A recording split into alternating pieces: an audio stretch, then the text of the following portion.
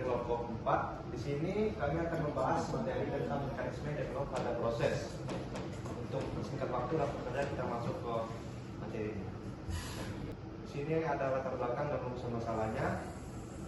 Latar belakang, dalam sistem operasi modern, pengelolaan proses dan sumber daya sangat penting untuk efisiensi dan stabilitas. Konflik dapat muncul ketika beberapa proses memerlukan sumber daya yang sama.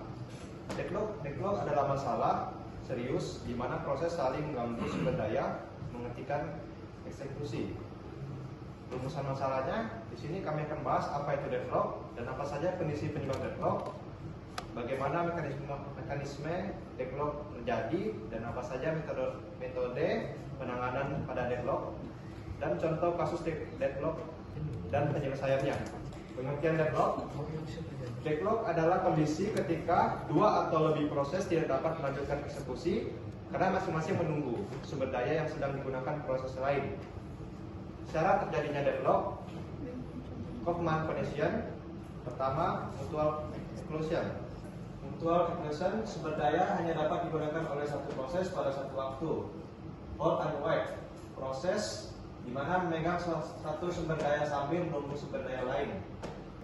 Nah, di sini sumber daya yang memicu deadlock bisa dilihat di mana deadlock dapat terjadi karena perebutan berbagai jenis sumber daya dalam sistem operasi.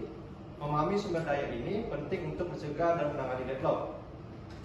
Sumber daya ini meliputi komponen perangkat keras seperti CPU, memori, perangkat prefab seperti printer, serta entitas perangkat lunak seperti file dan smartphone. Mekanisme deadlock pada proses. Di sini ada ilustrasi terjadinya deadlock, di mana P1 mengunci A. Proses P1 berhasil mendapatkan dan mengunci sumber daya A. P2 mengunci B. Proses P2 berhasil mendapatkan dan mengunci sumber daya B. Dan P1 menunggu B. P1 membutuhkan B, tetapi B sedang dipegang oleh P2. P2 menunggu A. P2 membutuhkan A, tetapi A sedang dipegang oleh P1. Baik, selanjutnya ada metode penanganan deadlock. Deadlock prevention menghilangkan salah satu dari 4 syarat Kaufman agar deadlock tidak pernah terjadi. Kedua, deadlock avoidance menggunakan algoritma seperti Banker algorithm untuk memastikan sistem tetap dalam keadaan aman atau safe state. Deadlock detection membiarkan deadlock terjadi lalu mendeteksinya secara berkala menggunakan grafik alokasi sumber daya. Contoh soal di sini ada contoh soal yang pertama, deadlock dua proses. Diketahui sistem memiliki dua sumber daya, R1, R2, dan dua proses yaitu P1 dan P2. Penyelesaian, ya, jadi deadlock. Mutual exclusion, R1 dan R2 hanya dapat digunakan satu proses pada satu waktu. Hold and wait, P1 memegang R1 dan menunggu R2. P2 memegang R2 dan menunggu R1. No preemption, R1 dan R2 tidak dapat direnggut paksa.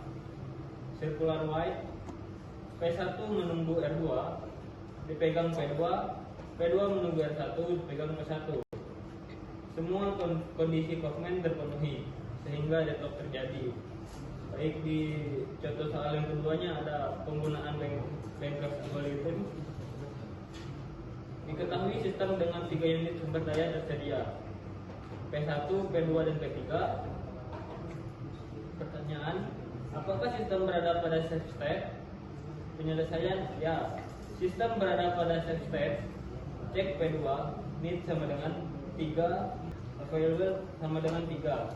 Jalankan P2, available sama dengan 3 plus 2 sama dengan 5. Cek P1, need sama dengan 4, available 5.